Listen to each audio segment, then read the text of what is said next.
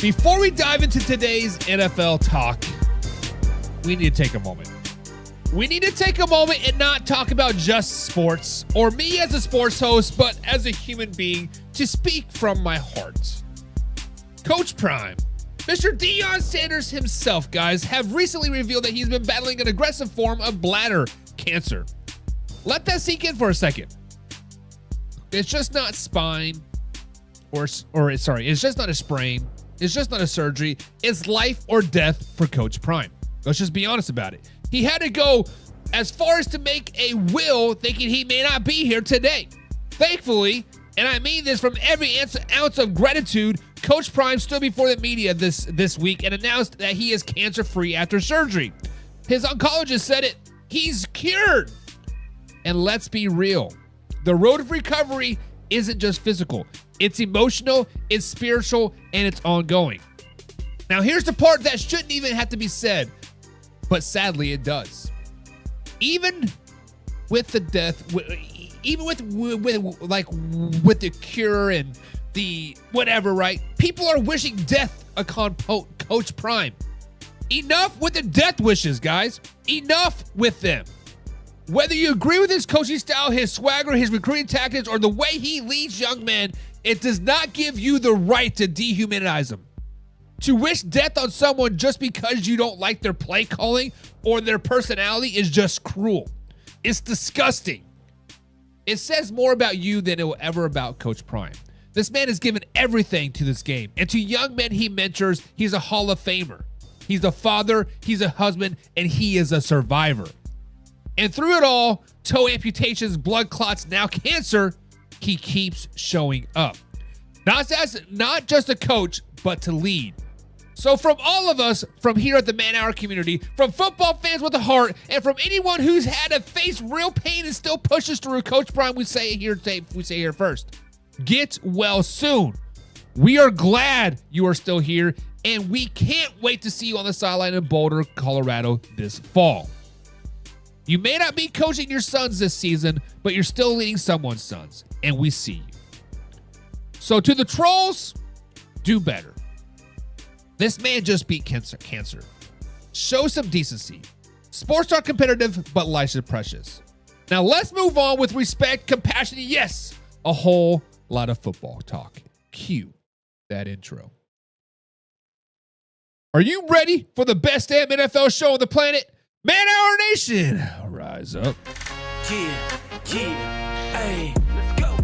Hitting that gridiron, we going hard, we running the plays. You know the vibe, only the strong survive. Gotta keep your head in the game. Talking NFL, uncut, straight raw. Steady bringing that sauce. We about to take off, get it hype. This man, our sport talk. Yeah, from the quarterback to the lineman. Everybody bringing heat. You don't really want to try them. Hey, who gon' win? It's a battle of the giants. This show is the flyest. Nobody can deny it. This is Man Hour. Sport Talk. Man Hour. Sport Talk. What team you reppin'? We keep it interesting. Who caught another down? Who got that interception? This is Man Hour. Sport Talk. Man Hour. Sport Talk. What team you reppin'? We keep it interesting. Who caught another down? Who got that interception? Let's go. What is up, Man Hour Nation? And welcome to Man Hour NFL Talk, guys, your go-to spot for live, raw, uncut NFL talk. And I'm so glad you are with us here today. Before we dive into today's action, guys, let me tell you a little bit about manhourradio.com. That is where you can grab all your exclusive merchandise, check out our latest blog, and stay up to date everything that we are doing. If you are repping the Man Hour, that is the place to do it. Also, guys, we are streaming 24/7, 365 days a year right here at youtube.com/Man Hour with 24/7 news. As news comes in, my API pushing it out to the stream. Bada bing, bada boom. A graphic is made. The ticker is updated and all the updated news, guys, is there as it comes through. So if you guys want some background music, a little bit of background noise, head over to youtube.com/banner, guys, and play that 24-hour stream 7 days a week. It helps the channel more than you will ever know. But guys, hit the like button, hit the share button, and be sure to subscribe to the channel as well, as that is the best way to stay connected with us to make sure you never miss a live show. As we are live Monday through Thursday at 9 p.m. East Coast time, right here at facebook.com and, of course, YouTube time. But, of course, there's always more. There's more. You can become a Pigskin Pundit, guys. That's our members-only community where you get all entries into NFL pick'ems, giveaways, exclusive merch, and you get all access to the extra streams as well that only our Pigskin Pundits get. So if you want the full man-hour experience, guys, sign up and join the squad today. Now, remember, this is live and after show, so I want to make sure you get your comments down below. I want to hear from you. I want to hear your thoughts and your opinions and your hottest of the hottest takes, because we're all about the conversation. Before we get too carried away, we got to welcome some people in the chat. We got to welcome the people in the chat. We got to welcome Mrs. Pigskin Pundit herself. Skin pun, get you some. Mrs. Laura Johnson Hedricks in the chat. She says, prayers for Coach Prime. Yes, prayers up. We got Old Man River. Yes, Fat Fingers here is here as well. Old Man River's like to fight type you on the fat fingers. He said, I had the bladder cancer, nothing to joke about. And that is tough.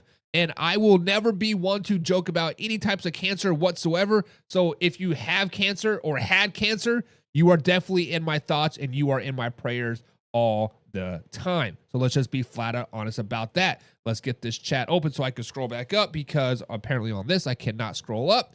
And Laura says, say it louder for the ones in the back who didn't get the memo. Yeah, guys, stop wishing death on people. It is absolutely stupid. It is asinine. It's asatan, right? It's asatan. Who else we got here? We got Old Man. This world is twisted. Facts. Big skin pun, get you some. Yeah, guys. So be like Old Man River and be like Johnson and Laura Johnson Hedrick, guys, and hit that subscribe button down below. Become a Pigskin Pundit. $4.99 a month. You guys get free merchandise and all the extra good stuff. We got my man Derek in that chat as well. He says, "What's up, man? Awa." What's up, Derek? What's up? Hope you're having a good day, brother. Hope you're having a good day, good brother. But guys, it is time to finally put some numbers to our preseason predictions. So if you guys remember about two months ago, back in May, going into June, we had the way too early NFL win-loss predictions, right? It was way too early, right? The draft just happened, the schedule just come out, and we had to put some numbers to names. But guess what, guys? OTAs have happened, and mini camps have happened, and now training camp has happened as well. And it is finally time to put some numbers to names. It is finally time to lock in my picks. It is finally time to say, you know what? This team is going to do X, Y, Z. And we're going to start off with the NFC North, guys. I am so clogged up today, but not the NFC North. We're going to start with the AFC East. That is the Buffalo Bills, the New York Football Jets, New England Patriots, of course, the Miami Dolphins. And we are going to start off on the top, and we are going to talk about the Buffalo Bills. So, guys, let's talk about the team that's been knocking out the Super Bowl door for 5 straight seasons, but has yet to kick it in. No one has even answered it, and that is the one and only the Buffalo Bills. Guys, let's just be flat out honest. The Buffalo Bills are running out of excuses at this point. They got an MVP quarterback. They've got the continuity, and they got the most dominant streak in the AFC East with 5 straight divisional titles. But now the standard has changed. A divisional crown isn't good enough in Buffalo. It's championship or bust for the squad. Let's just be flat out honest, guys. But let's preview the 2025 Buffalo Bills week by week, and I'll tell you why I've cooled on them just a little bit as we go forward through the season. So if you guys flash back about 2 months ago, I had them as a potentially a 14-15, if not a 16-win team. They have an easy schedule, and I thought that they were going to run through the things. But you know what? The temperature has changed. Things have cooled down a little bit, and you know what? I am backing off the Buffalo Bills just a little bit. But just to refresh you guys, I got my new updated picks, and we're going to start week 1 versus the Baltimore Ravens. They're at home, take on the Baltimore Ravens, and this game is a tone setter.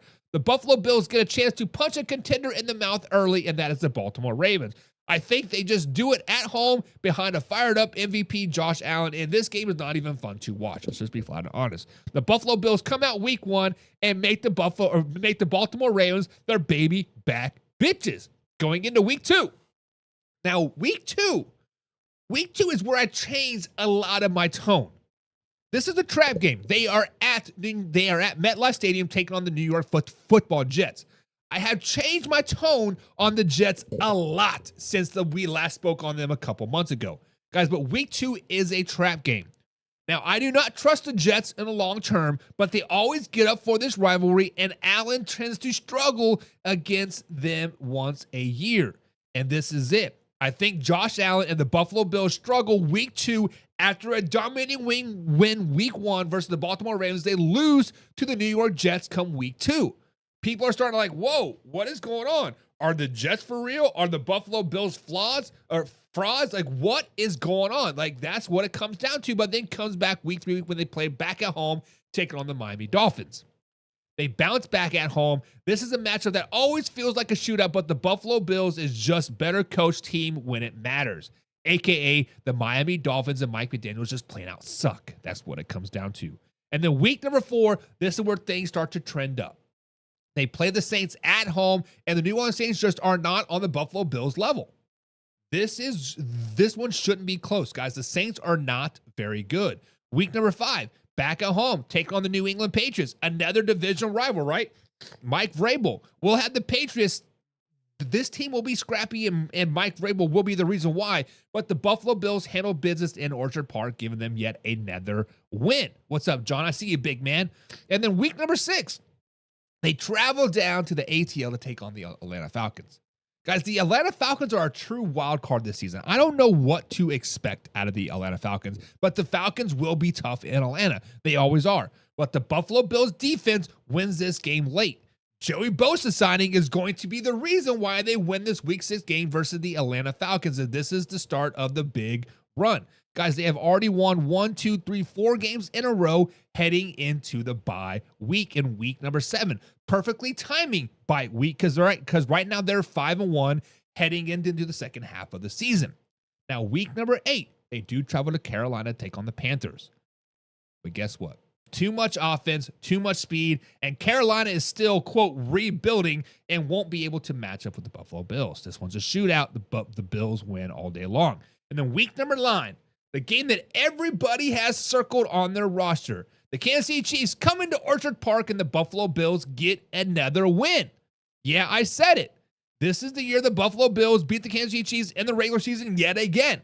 McDermott dials up a defensive plan and Allen plays at the MVP level that he can, and the Buffalo Bills dominate the Kansas City Chiefs week 9. Let me say that again. The Buffalo Bills dominate the Kansas City Chiefs come week 9.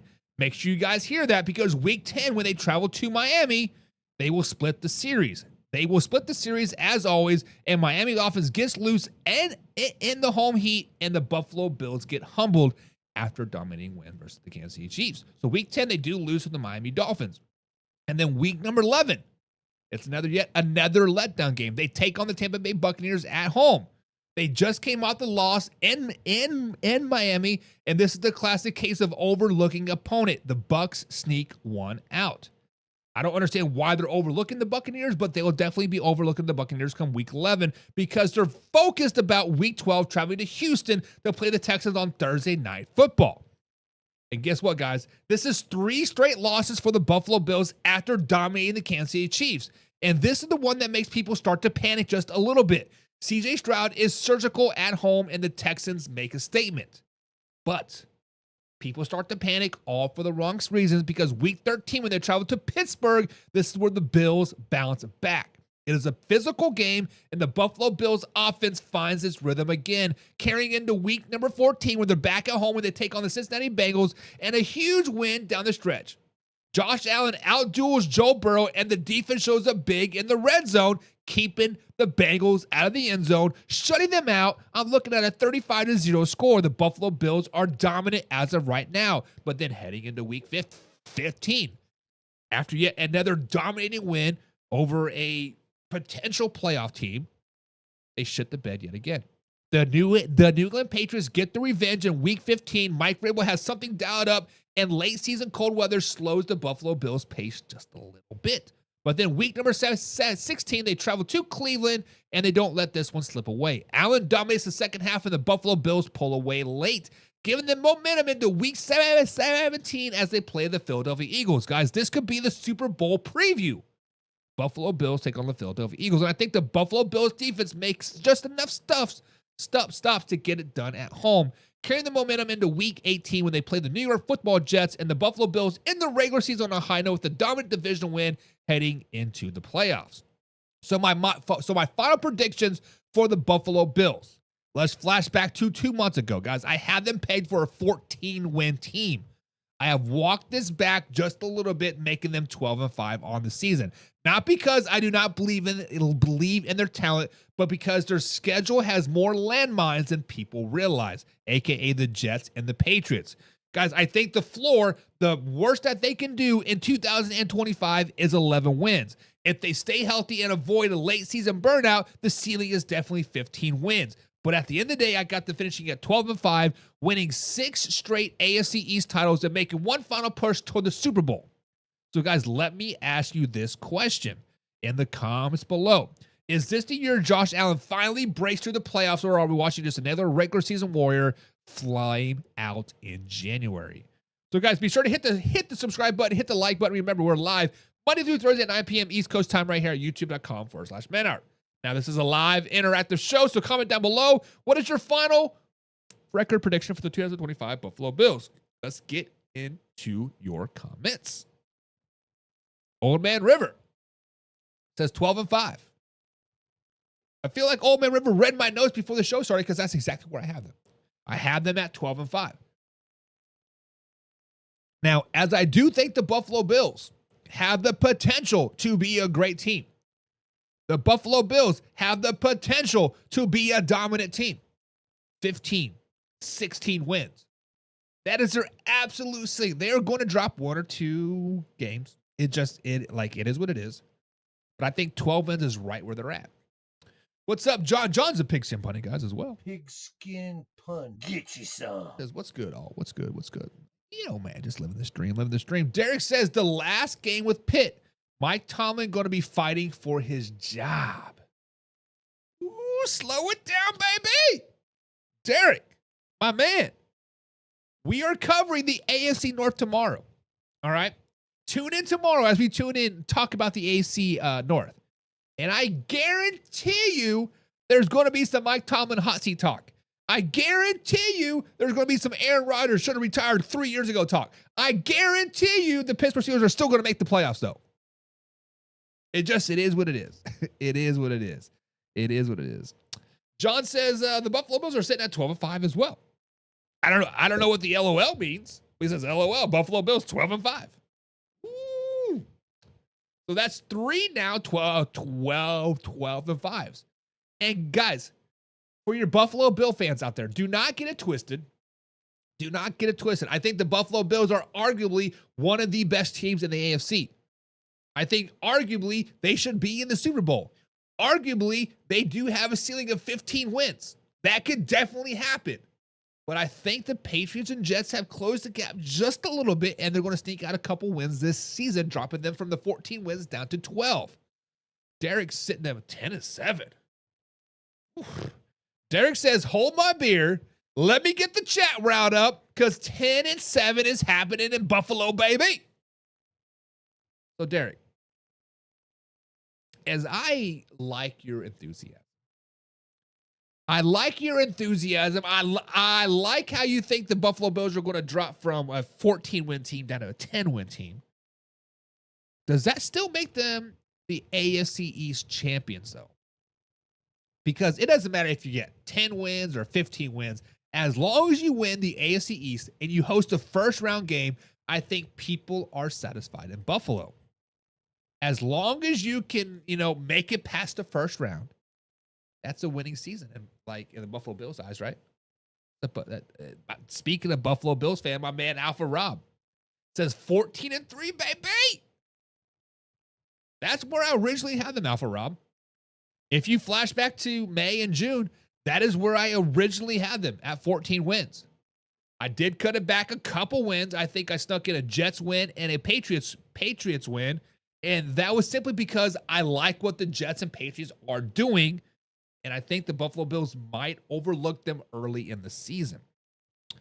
Derek says, does Allen bring back pushing it, starting throwing NITs? So basically, Derek is asking, gunslinger Josh Allen from a couple years ago, is he going to make an appearance? Because last year, Josh Allen, he only threw like 3 or 4 interceptions, something crazy, something way he has never done ever before. Ooh, guys, it is storming bad outside right now out here in Indiana. But no. I think Josh Allen has learned to control that gunslinger mentality. I don't think Josh Allen is going to have another 11, 12, 13, 14, 15 interception seasons. It is going to start to be the norm for Josh Allen to see 4 to 7 interceptions a season. That's about it. Now, postseason might be a different thing. Postseason might be totally different. But we'll see. Old Man River says Steelers is 11-6. Slow it down, baby. Slow it down, baby. Alpha Rob says there's no way. He says, let me clear my throat. There's no way the Buffalo Bills are going 10-7. There's absolutely no way. Alpha Rob, you are 100% correct. Because if I look back at my back to my floor for the Buffalo Bills, it's 11 wins. Ceiling is 15, floor is 11. Anywhere between 11 and 15 wins, I'm not going to be like, right? That's where I think they're at. 11. 10 is low, baby. 10 is low. Alfred says, why people still talking about interceptions? Allen doesn't throw no more interceptions than any other quarterback. Great question. Derek, why did you bring up interceptions? It is what it is. But guys, I do have the Buffalo Bills sitting at 12-5. That is my final number for the Buffalo Bills going into the 2025 NFL season. Guys, let me know if I'm too high, too low, or just right. Now, let's move on. The dynasty days, guys, are long over in Foxborough. But something is building yet again. And it's not flashy. It's not headline grabbing, but it's real. Guys, Mike Vrabel is back in town. Drake Maye looks better than anyone has expected at this point, and the Patriots suddenly feel competitive yet again. So, guys, let's walk through the 2025 New England Patriots schedule week by week, and I'll tell you where I think this team is heading under Mike Vrabel in year 1.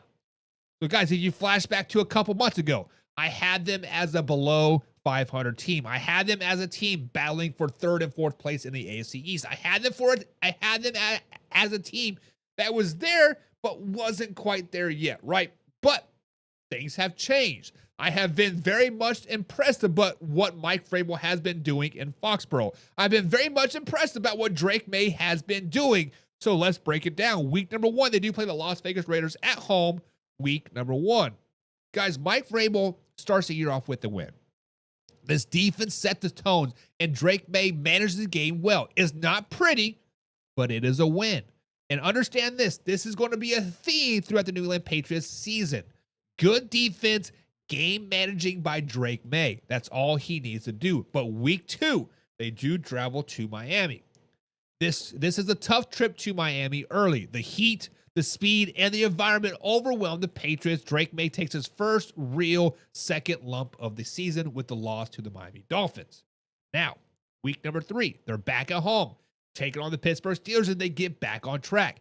This is a classic Patriots-style win. Gritty defense, clock control, and Drake Maye outplays a shaky Pittsburgh offense. Aaron Rodgers or not is still going to be shaky offense. The New England Patriots get the win. Now, week number 4, they're back at home yet again, taking on the Carolina Panthers. This one is about taking care of business. Drake Maye looks more comfortable by the week, and the Panthers don't have any weapons to keep up. Adam Thielen can look like primetime Adam Thielen, and Hunter Renfrow can look like primetime Hunter Renfrow. It doesn't matter. The Panthers are not going to be very good this season, guys. Let's break it down. Then week number 5, they do travel to Buffalo. They are not quite ready to knock off the Buffalo Bills in Buffalo, but the Bills remain the Patriots that their top-tier AFC football looks like. They get their second loss of the season, the Buffalo Bills. Then week number 6, they're back on the road, heading down to the Big Easy, heading down to New Orleans to take on the New Orleans Saints. Mike Vrabel's coach teams travel well, and this is a prime example. The defense confuses the New Orleans Saints, and the Patriots come out with a strong road win. Also, the Saints are not very good. But then week number 7, a third straight road game. This is a revenge game for Tennessee. Mike Vrabel, old team, comes out fiery and hands New England a tough loss. It's an ugly game all around, but Cam Ward gets better of the Titans' old head coach and Drake Maye, giving them yet another loss on the season. And then week number 8, they're finally back at home, back to balance, and the offense finds its rhythm, and the defense capitalized on Cleveland Browns' mistakes. Cleveland Browns don't know who their quarterback is. They don't know who their running back is. The only thing they do know is that old Myles Garrett's getting paid a lot of money, and they lose this game. And then week number 9, they're back at home, taking on the Atlanta Falcons. The offense clicks here. Drake Maye looks sharp. The running game is dominant, and the Patriots hit their mid-season stride. However, a hiccup does come in week 10. This is called the trap game when they travel to Tampa Bay to take on the Buccaneers. Guys, the Bucs are better than expected and catch the Patriots off guard. This one slips away late, giving the Bucs to win. And then week number 11, they're back at home as the Jets come into town and they leave disappointed yet again. The Patriots dominate in the trenches and they control the game wire to wire. Then week number 12, they travel to Cincinnati to take on the Bengals, a rematch from week 1 when the Patriots did upset the Bengals.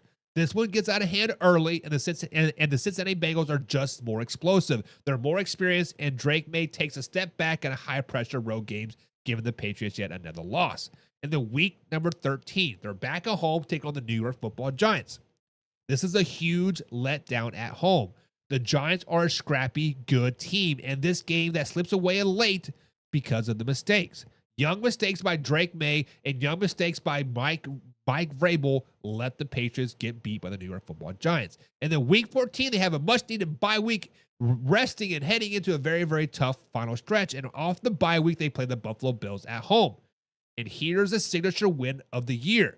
They split the season series, and Mike Vrabel's defense confuses Josh Allen just enough to steal this one late. Give the Patriots a huge win in week 15 over the Buffalo Bills. But then week 16, that momentum cannot carry them on the road as they lose to the Baltimore Ravens. Guys, the Baltimore's too much, too physical, too fast, too deep. New England gets outclassed in this one. And then week 17, they're back on the road, take on the New York Football Jets, and they lose this one. This time, the Jets get them back.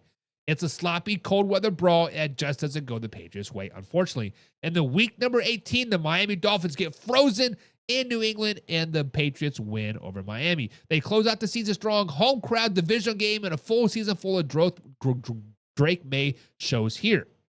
So, guys, my final prediction for the New England Patriots. 2 months ago, guys, I had them penciled in as the 8th-win team. But after seeing the project of Drake Maye in training camp, the leadership of Mike Vrabel's already establishment, and their physical identity team in the building, I have bumped them up to 9-8. This is a second-place team, guys, in the AFC East. And for a team in the middle of a rebuild, that's a huge step in the right direction. So when we look at floor and ceiling for the New England Patriots, I had them at 6 wins as the floor, and the ceiling, if everything breaks their way, they are a 12-win team. So, guys, let me ask you in the comments below. Is 8-9 and second place in AFC East a sign that the Patriots are back on track, or is it still just a bridge year for Drake Maye and Mike Vrabel? Guys, hit the subscribe button, hit the like button. Remember, we're live Monday through Thursday at 9 p.m. East Coast time right here, youtube.com/manhour. Now, this is a live interactive show, so comment down below. What are your final record predictions for the New England Patriots? Let's get into the comments down below. Old Man River says Patriots are 7-9. Oof, bro, that's tough. That is tough. Are they 7-9 because the Buffalo Bills are so good? Or are they 7-9 because they actually got a tough schedule? That's the question. John says the Patriots will be 8-9. Ugh. That is where I originally had them. but I bumped them up one game. 7-10 by Old Man River, 7-10 by Derek. And Old Man River says, did you put some ice on the bottom of your head? They don't Buffalo. Did you put some ice on the bump on your head because they don't Buffalo? They're beating Buffalo. They are beating Buffalo at home. And Alpha Rob says 98 because the Fins and Jets are just bad. Now, yes, the Jets are improved, right? The Jets are a little bit improved, but Miami is that bad. So I think we're all kind of in the same boat here, but just between 7 and 9 wins. That's exactly where I have them, as at 9 and 8. The ceiling for them is 12 wins, though. I think if everything clicks right and they can sweep the Jets and they can sweep the Dolphins, that is definitely a 12-win season, because when you sweep those two division rivals, they're going to sneak up on somebody. They are going to beat a team like the let's say the Giants. They're going to sneak up on a team like the Bengals. They're going to sneak up on a team like the Titans, right? There are going to be some wins that go their way if everything is playing in the right momentum. So I think the 12 wins is definitely not out of reach. They got an easier schedule this season. Old Man River says they get lucky, going to be really a 5-win team. And you know, Old Man River, I don't disagree. I do not disagree with you, because if things do not go their way, I have them as a 6-win team. Yes, they are a bad team if they don't get some of those divisional wins and get the momentum going. Right? It's all about the big MO at the end of the day. So, what do you guys think? How will the Patriots do in 2025? Now let's move on to the New York Football Jets. Guys, the Jets may not be a Super Bowl contender, but they are finally starting to look like an actual football team again. And believe it or not, guys, it's not because of Aaron Glenn. It's not because of Garrett Wilson. It's not because of Sauce Gardner. It's because Justin freaking Fields. Guys, Justin Fields is the big reason why they're starting to look like a great football team yet again. No, he's not a saving the franchise over the night type of guy. But what he's doing is bringing swagger, leadership, and hope back to a fan base that has been begging for a reason to care for many, many years. Guys, this Jets team will not win the division. Do not get it twisted. But they will make some noise. They will win a few games that they shouldn't, and they finally have an identity under new head coach Aaron Glenn. But let's break it down in 2025, Jets week by week, and I'll tell you where I've had them landed on their final record after camp and early preseason action. So, guys, week number 1, they do open up against the Pittsburgh Steelers at home. Justin Fields, former team. Aaron Rodgers is former team. Guys, this is a tone setter, and the defense dominates early. Justin Fields makes big plays with his legs, and the Jets start the season off with energy and confidence, beating the Pittsburgh Steelers. And then week number 2, at home, taking on the Buffalo Bills. Guys, this is a statement game. This is a divisional rival. MVP quarterback for the Buffalo Bills. It doesn't matter. The Jets pull off the upset at home, moving to 2-0 on the season. But then week number 3, it is a reality check. They travel down to Tampa Bay to take on the Tampa Bay Buccaneers. The Tampa Bay's physical defense flusters Justin Fields, and the Jets come back down to earth, giving them yet a loss. And the losses start to pile up quickly, because week number 4, they're on the road taking on the Miami Dolphins. A very, very tough place to play, especially in August, September, and October. Too much speed on offense. The Jets can't keep up in the second half. They lose to the Miami Dolphins. Now, week number 5, they're back at home, taking on the Dallas Cowboys. The Dallas Cowboys are bringing the heat. Micah Parsons disrupts everything, and Justin Fields spends a whole time running for his life as they lose yet their 3rd straight game of the season. And then week number 6, they travel across the pond to take on the Denver Broncos in London. The travel, the time zone shift, a sneaky good Broncos defense led by another frustrating L, giving them 4 straight losses. And now the schedule makers do not give them any favors, because usually after you play an overseas game, you get a bye week. But no, not in New York. They back at home, take on the Carolina Panthers, but they finally bounce back at home. The defense forces a couple current turnovers, and Fields gets back on track with a clean, effective game. finally breaking that 4-game losing streak, but it does not last long. Because week number 8, they travel to Cincinnati, and Joe Burrow and the Bengals offense are just too much. Fields has flashes, but it's not enough to keep up, giving them yet another loss on the season. Now, week number 9, they finally get the much-needed bye week. Well past the halfway point at this time, they are treading water, but things start to look up. Things start to click for the New York Football Jets because week 10, they're back at home taking on the Cleveland Browns. This is a solid win. The defense dominates the line of scrimmage, and the Justin Fields delivers in the red zone. This one feels like a confidence builder, but the confidence doesn't last very long because when you travel to New England, and they have never won in Foxborough during the post-Brady era, and that continues here. Vrabel has their number, giving yet the Jets yet another loss on the season. And then week number 12, a Baltimore Ravens team at Baltimore, too fast, too physical. The Baltimore Ravens overwhelm the Jets, and the offense struggles mightily. But things start to turn around. Things start to turn around in lucky week number 18 as they welcome the Atlanta Falcons back at home, and they get back in rhythm. The Jets win a low-scoring grinder behind their defense. Grinder, pun intended there.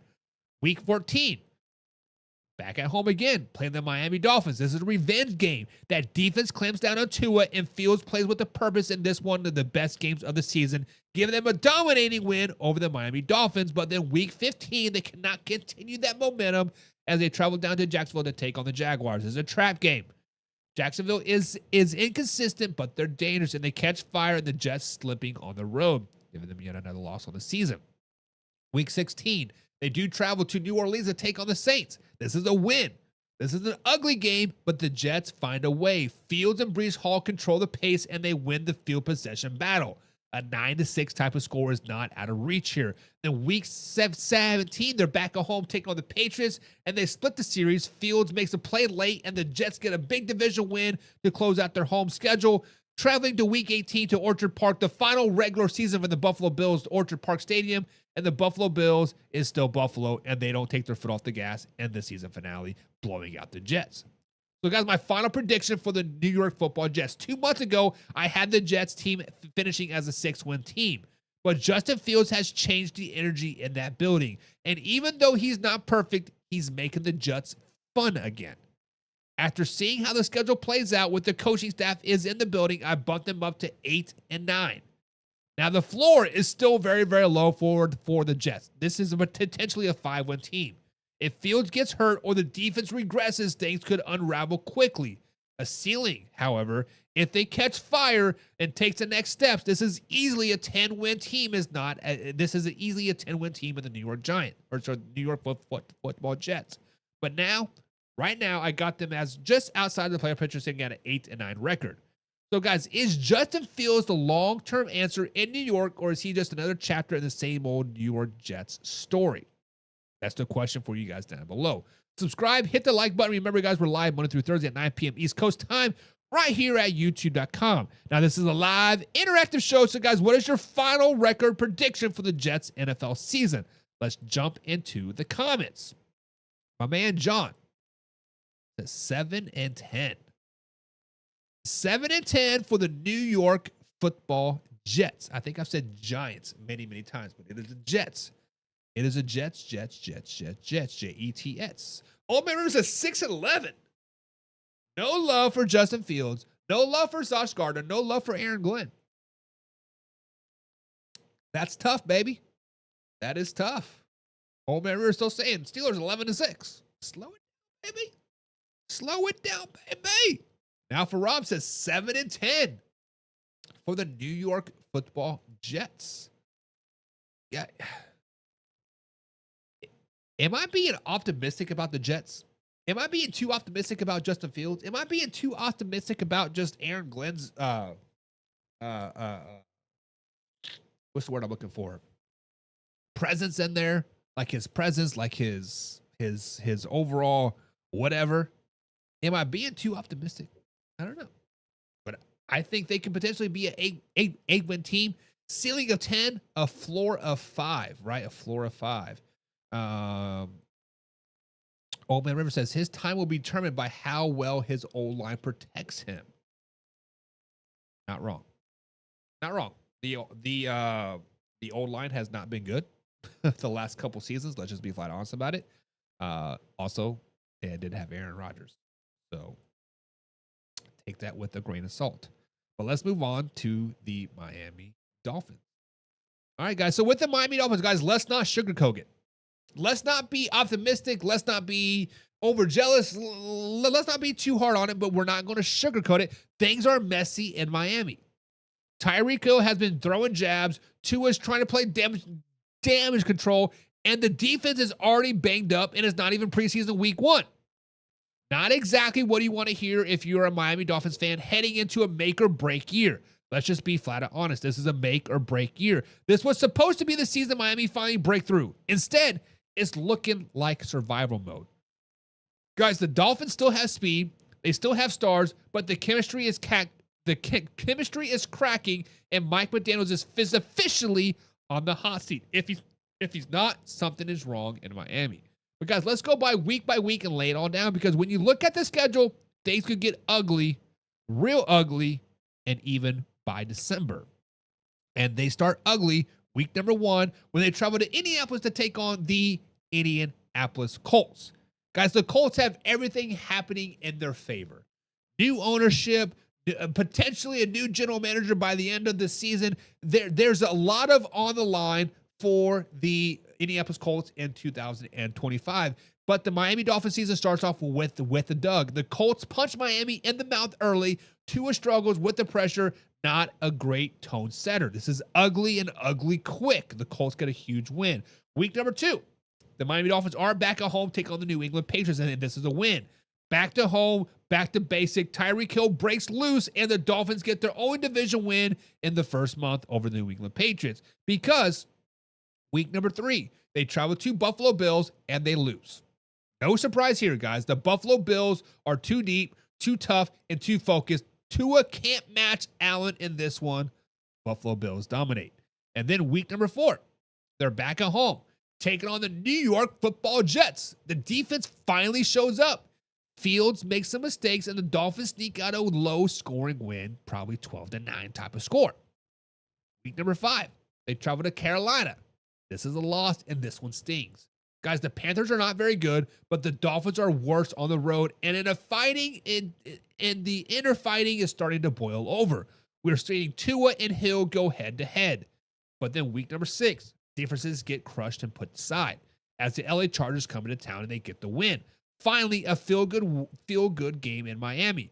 Tua plays clean, Waddle has a day, and the Dolphins remind us that they still have the juice, at least when they're at home. Because when they're on the road, they're not very good, and that's exactly what they go in week number 7 when they travel to Denver to take on the Broncos and they get their asses whooped. Another brutal road trip. The Browns defense locks down the passing game, and the injuries of Miami Dolphins are on full display because the defense is not very good. And oh, by the way, week number 8, they're back on the road to take on the Atlanta Falcons, and they lose yet again. And that's back-to-back road losses against middle tier and the middle teams in the NFL. Hill and Tua are clearly not on the same page, and the frustration is going. Week number 9, back at home, take on the Baltimore Ravens, and guess what? Yet another loss. The third straight loss, and Lamar Jackson puts on a show. The Ravens expose Miami Dolphins' soft spots and cruise into a convincing win. This is over at halftime. But then week number 10, something happens. I don't know what happens, but something happens. There's a shock here.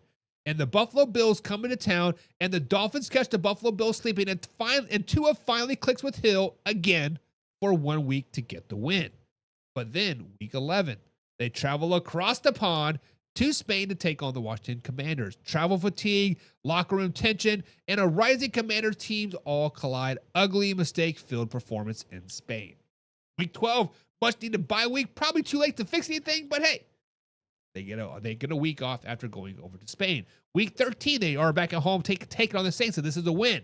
Short-lived bounce back. McDaniels coaches for his job, and the Dolphins beat a flawed Saints team at home, but it doesn't get much easier.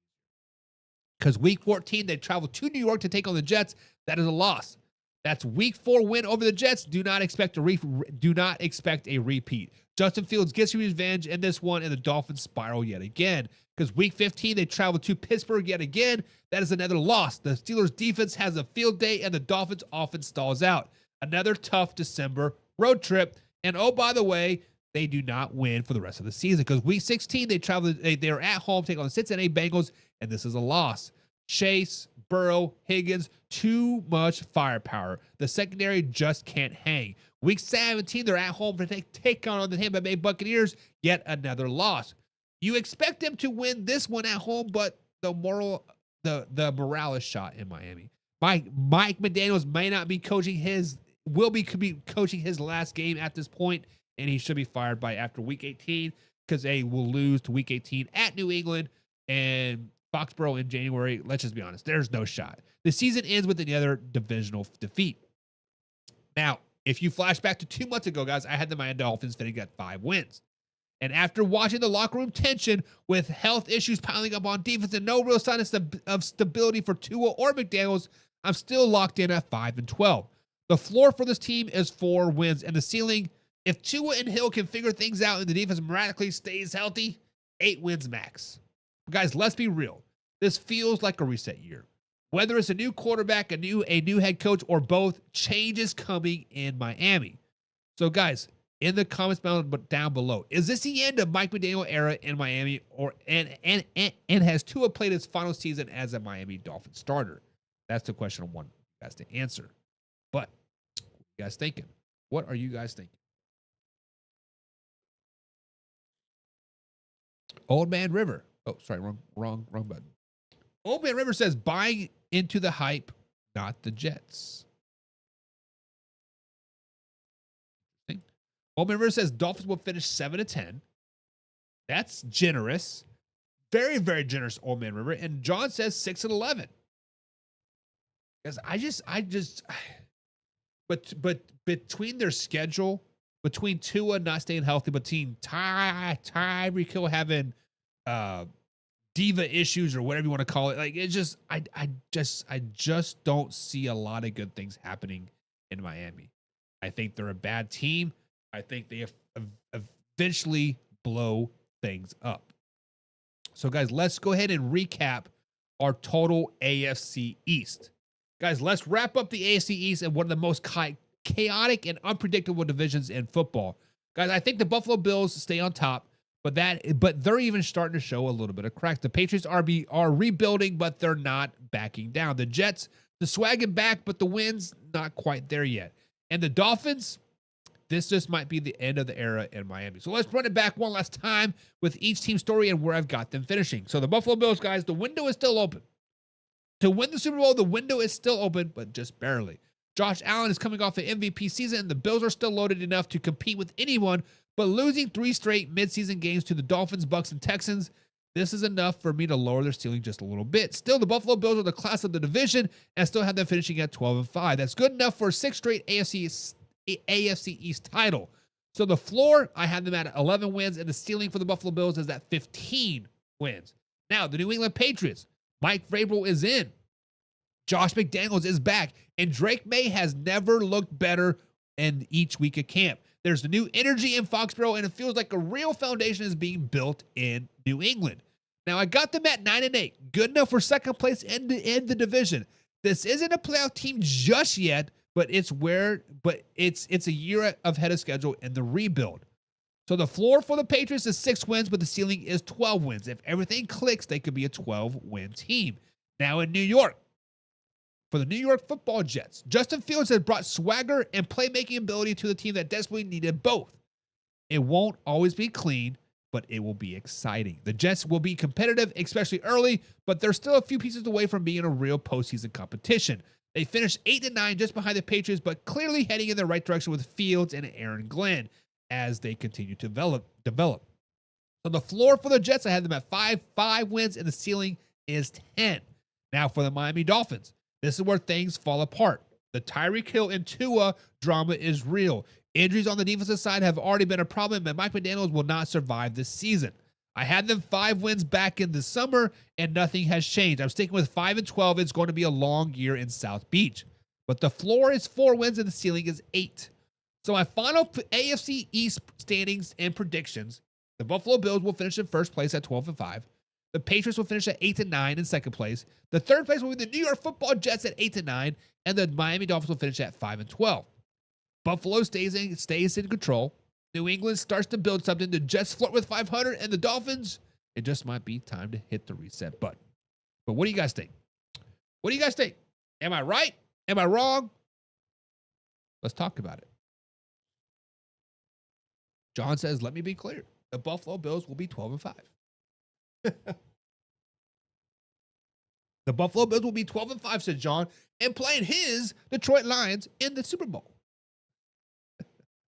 Alpha Rob says 8-9. Defense is bad. Tua can't win key games, and Hill already set the tone for a trade in October, especially if they start slow.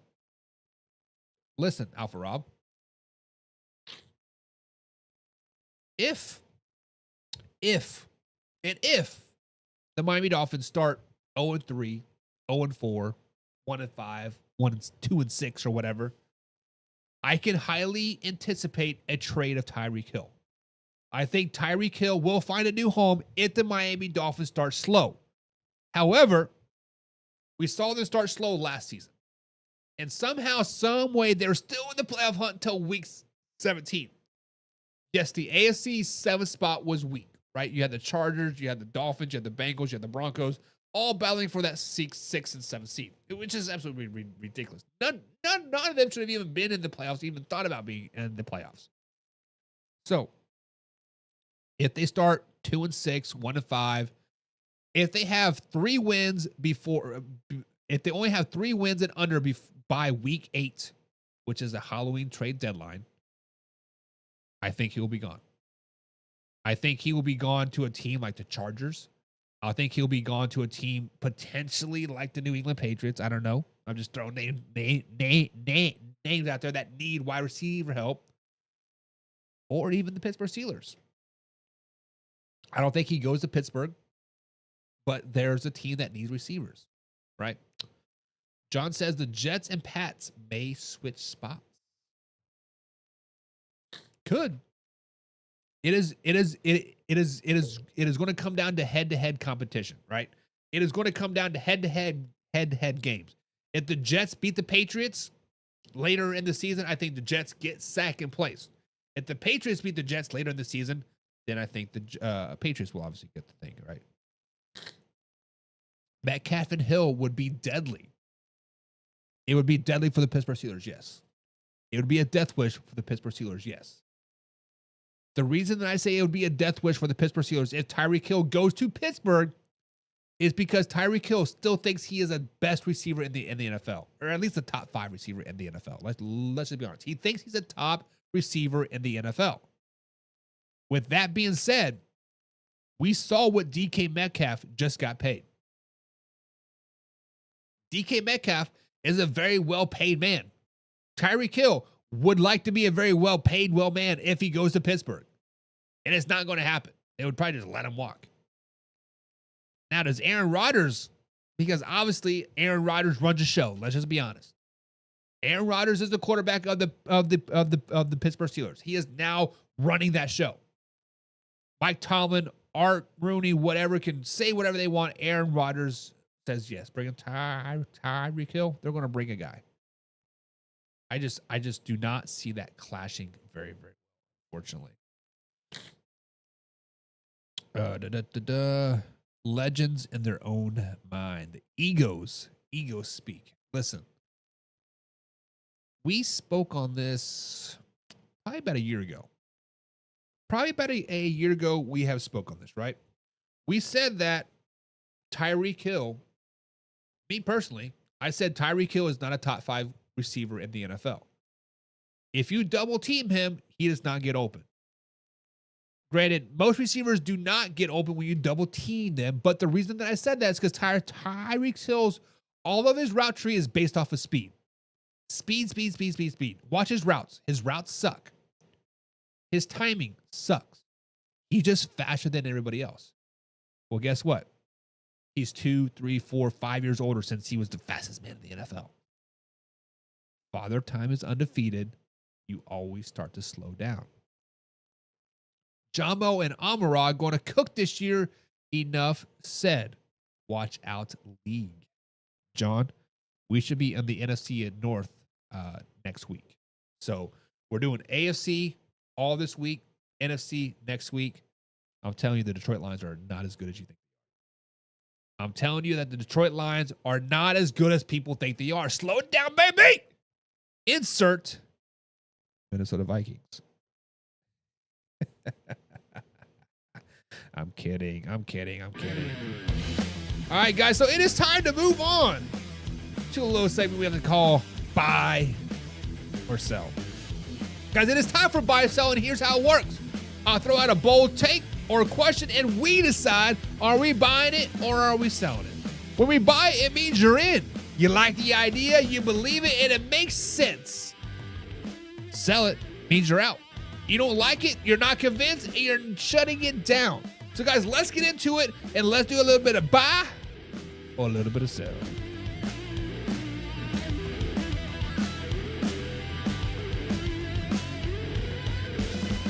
All right, guys, so the first buy or sell of the day. Buy or sell, guys, does the addition of Eli Apple make the 49ers defense dangerous? Like Russell dangerous. All right, guys, so with the buy or sell, you know the drill. I throw out a bold take and we decide whether buying it or selling it. Buying means you're in and selling means you're out. So here we go.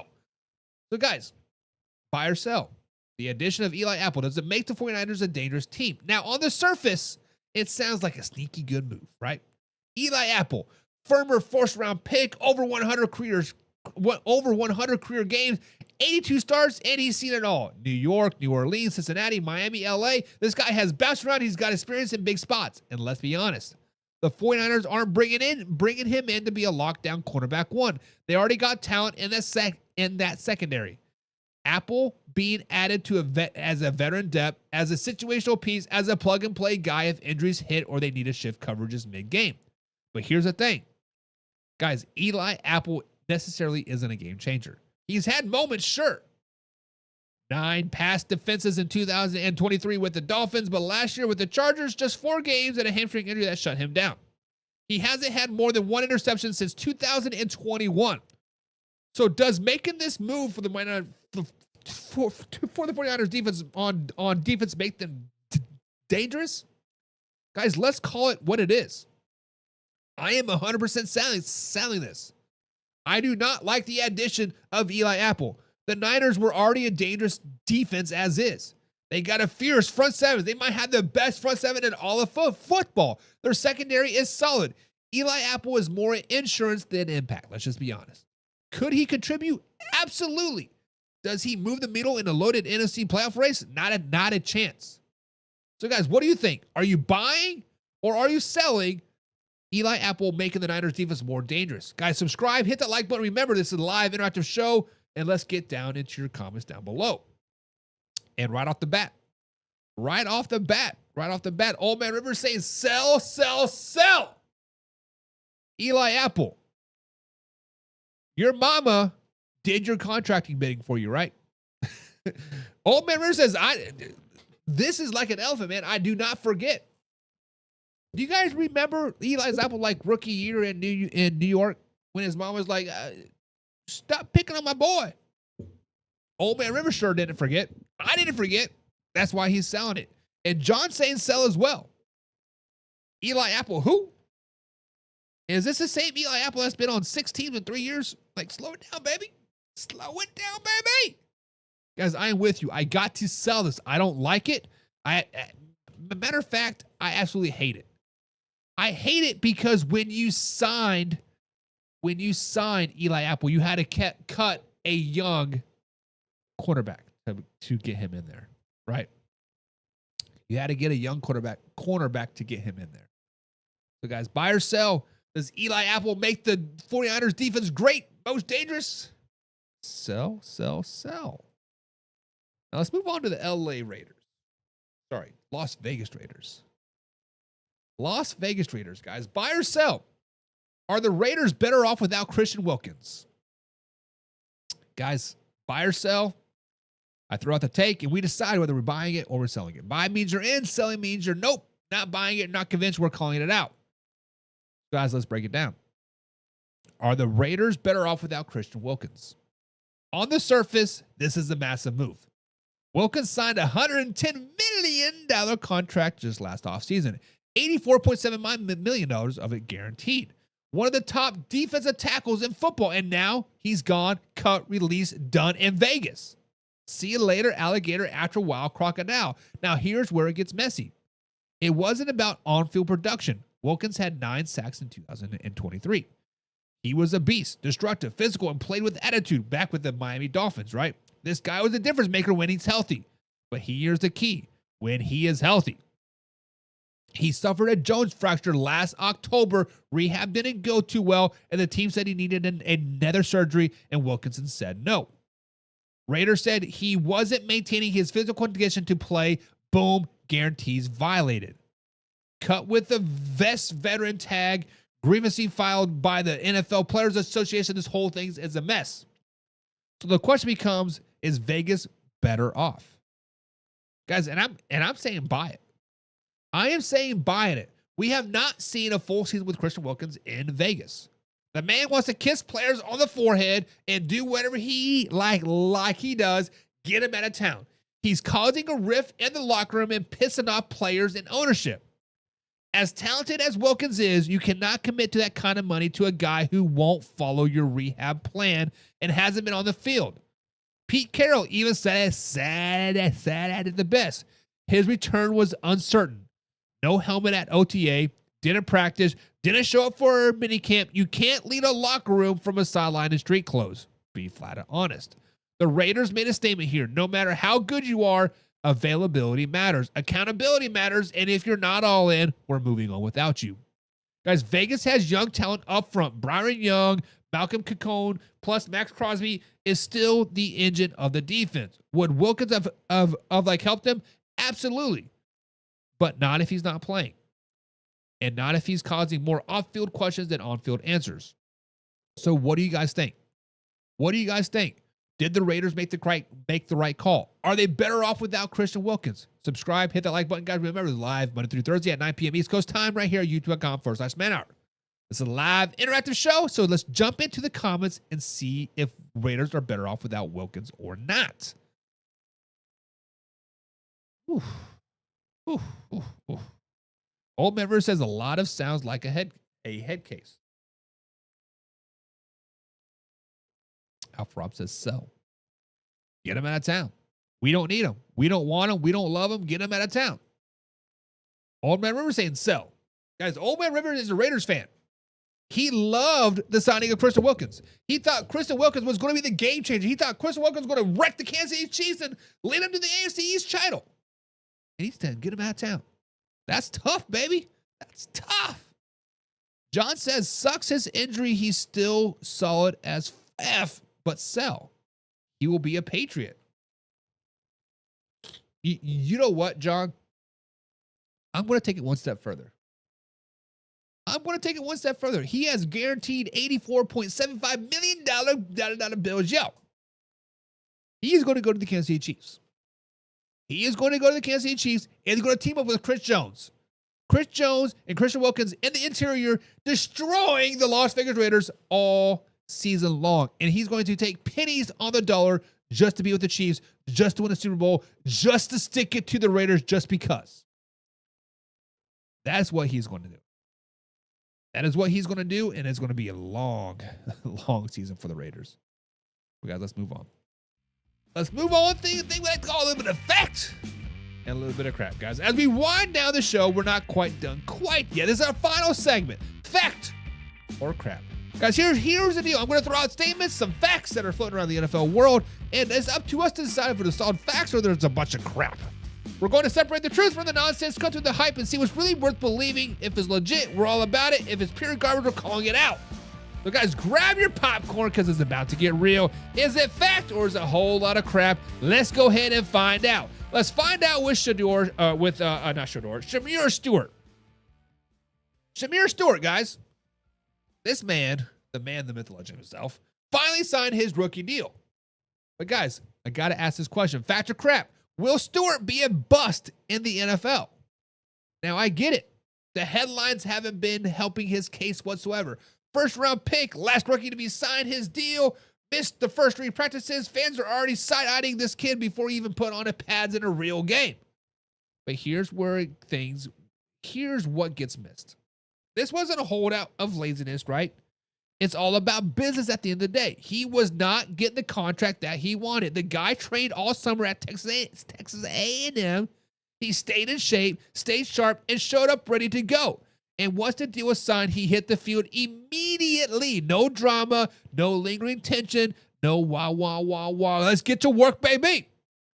And let's not act like this guy's talent is in question. We're talking about a 6'4", 270-pound edge rusher with frequency explosive and 65 quarterback pressures over the last 2 seasons in the SEC. The numbers, not gaudy, but the disruption is real.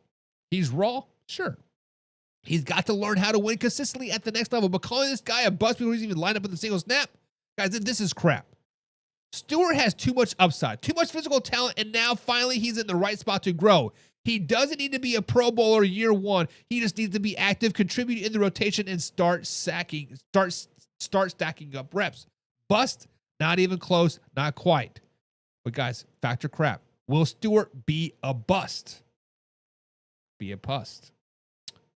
Well, Miver says, I've heard some rumors. He says, I've heard some rumors. He says, I've heard some rumors that he's gained too much weight. He didn't gain too much weight. I'm confused of what your questioning here is. Are you questioning that he didn't put on some lean muscle? He's still too small? Is that what you're questioning? Guys, when I think of a bust, Stewart has all the intangibles, right? He has all the intangibles to be great. But since he is the first rookie ever to have 4 years fully guaranteed paid before he stepped on the field, this has to put you up with the elite class, with Trey Hendrickson, with Myles Garrett, with Micah Parsons, and Joey Bosa, and Nick Bosa, and those guys, right? You have to perform when you have guaranteed money. And I'm not for sure he's ready for it. I just do not think he's ready for it at all. But we'll see. We will see, we'll see. And I want to do a little bit of this, I think. Do a little bit of this. All right, guys, as we start to wrap up the show today, let me take a moment to reflect on everything that we've covered. The AFC East, the Buffalo Bills winning it. Stewart's not going to be a bust. Kenny Wilkins' injury is going to keep him from QB1. Wilkins will be a Kansas City Chiefs. But I want you to leave with my final thoughts for the day. Cordell Patterson, my man, you just got released by the Pittsburgh Steelers. And you decided to hit us with the Friday movie reference? How do you get fired on your day off? Look, I get it. It's funny. I liked it. But that line is from Smokey from Iconic 29 years ago. Bro, it's 2025. Half of the people reading that tweet probably thought you were quoting TikTok. The Gen Z crowd just sat there like, what's Friday? Is that a podcast? You tried to soften the blow with some humor, and trust me, I respect the attempt. But if you're going to try to go out with a joke, at least go out with the people understand. Drop a meme, throw a reaction gift in there, give us something that hits. Instead, we got washed up line from a movie that came out when dial-up internet was still a thing. And listen, I'm not even going to try to bash Patterson's career. The dude's got 9 kickoff touchdowns. NFL record holder. He deserves his flowers, but at some point the production just dried up. 1 kick return touchdown in the last 4 seasons. None since 2022. You can keep running like you can keep that back life like it's 2015. Pittsburgh brought in Kenneth Gainwell and even a 7th-round rookie to take those return reps. This tells you all you need to know. So Patterson, I hope you find your 10th touchdown return somewhere else, but next time, leave the 90s movie quotes at home, or at least check with someone under 30 before you post, because you failed. But guys, that's it for the day's show. We out. Hey, now we live, man, our NFL talk, yeah. Now we live, man, our NFL talk. This is the show that you want. NFL raw and uncut, keeping it live. Gotta turn it up louder and get it ready for the man hour, yeah. Man hour NFL talk. Let's go.